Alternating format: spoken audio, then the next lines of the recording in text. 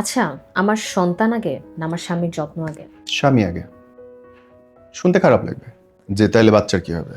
হুম। মার কাছে হচ্ছে একটা বাচ্চা সবচেয়ে বেশি নিরাপদ, তাই তো? হ্যাঁ। মা ছাড়া কেউ নাই তার। কিন্তু বোন, এই বাচ্চাটা পাইছো তুমি তোমার স্বামীর জন্য। স্বামীর কাছে আসছে, স্বামী ভালোবাসছে, দায়িত্ব নিছে, ভালোবাসছে, তারপরে তো বাচ্চাটা পয়দা হয়েছে, দুনিয়াতে আসছে। ওটা দুইজনের, কিন্তু তোমার স্বামী শুধু তোমার। হয় কি এই জায়গাটায় আমাদের বোনরা, ভাই তুমিও ডিস্টার্ব করে হলো।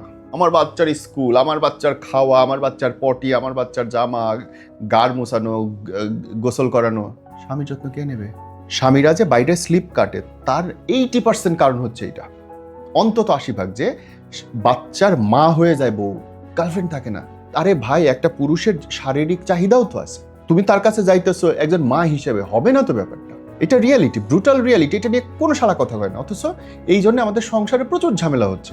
এবং সবচেয়ে বড় ব্যাপার হচ্ছে, ভাই খারাপ লাগবে শুনতে, আপনারা রাগ করলে করতে পারেন, কিন্তু সত্যি কথা হচ্ছে এটা, আপনি যদি আজকে মইরা যান, আপনার বাচ্চা ঠিকই বেঁচে থাকবে আলহামদুলিল্লাহ।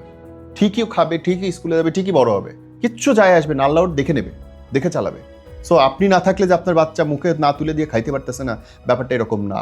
এটা স্বার্থপরতার মতো শোনাবে, কিন্তু এটা রিয়ালিটি। পৃথিবীতে প্রায় 800 কোটি মানুষের মধ্যে ন্যূনতম 200 কোটি মানুষের মা বাপ নাই, তারা চলতেছে না? চলতেছে তো। তাইলে আপনি যার সাথে সংসার করতেছেন তার যত্ন আপনার নিতে হবে তো বোন, তার প্রতি আপনার খেয়াল রাখতে হবে তো, আপনার তার কাছে প্রেয়সী হয়েই যাইতে হবে। কারণ দুজনের গঠন দুই রকম। পুরুষ মানুষ রূপে মরবে সবচেয়ে আগে। এই শালা কিছু করার নাই, আমাদের চরিত্র খারাপ। আমরা মানসিক সুখ পরে দেখি, আমাদের কাছে আগে দৈহিক সৌন্দর্য।